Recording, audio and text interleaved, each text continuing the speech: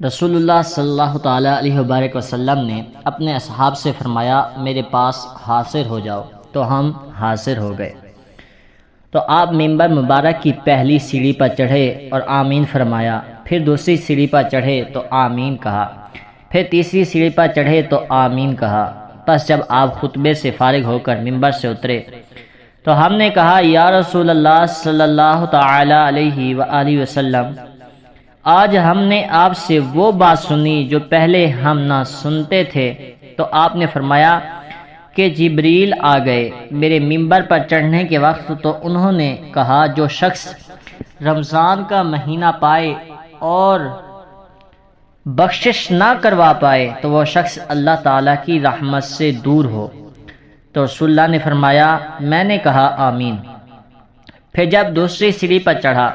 تو جبریل نے کہا جس کے سامنے آپ صلی اللہ تعالیٰ علیہ وبارک وسلم کا ذکر کیا جائے تو وہ آپ صلی اللہ تعالیٰ علیہ وبارک وسلم پر درود شریف نہ پڑھے، وہ بھی اللہ تعالیٰ کی رحمت سے دور ہو۔ تو آقا علیہ السلام نے فرمایا، میں نے کہا آمین۔ پھر جب تیسری سیڑھی پر چڑھا تو جبریل امین نے کہا جو شخص والدین یا دونوں میں سے کسی ایک کا بڑھاپا پائے اور جنت کا مستحق نہ ہو، وہ اللہ تعالیٰ کی رحمت سے دور ہو۔ تو آقا علیہ السلام نے فرمایا، میں نے کہا آمین۔ تو اس حدیث شریف میں ایسے 3 افراد کا ذکر کیا گیا جن کو اللہ تعالیٰ نے اپنی فضل رحمت سے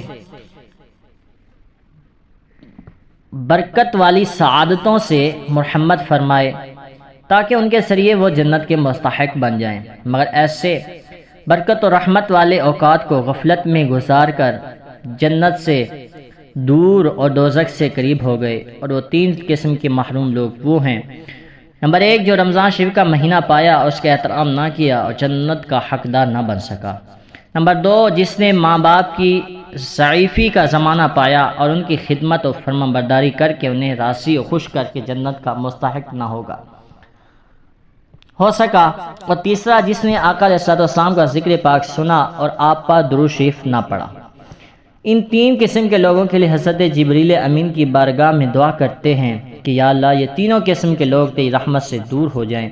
تو آقا علیہ السلام نے آمین فرما کر قبولیت کی سند عطا فرما دی، اور حقیقت بھی یہی ہے کہ دعا کرنے والے فرشتوں کے سردار، آمین کہنے والے نبیوں رسولوں بلکہ کل کائنات کے سردار صلی اللہ علیہ وسلم اب دعا کے رد اور نامقبول ہونے کا سوال ہی کیا ہے۔ اس لیے تمام ایمان والے اگر یہ چاہتے ہیں کہ اللہ تعالیٰ کی رحمت ان سے دور نہ ہو اور حضرت جبریل امین کی دعا ان پر صادق نہ ہو تو رمضان مبارک کا پورا احترام کریں، ماں باپ کی خوب خدمت و اطاعت کریں، اور جب بھی سرکار مدینہ کا ذکر پاک سنیں تو عقیدت و محبت سے بارگاہ محبوب خدا میں درود و سلام کا تحفہ پیش کریں۔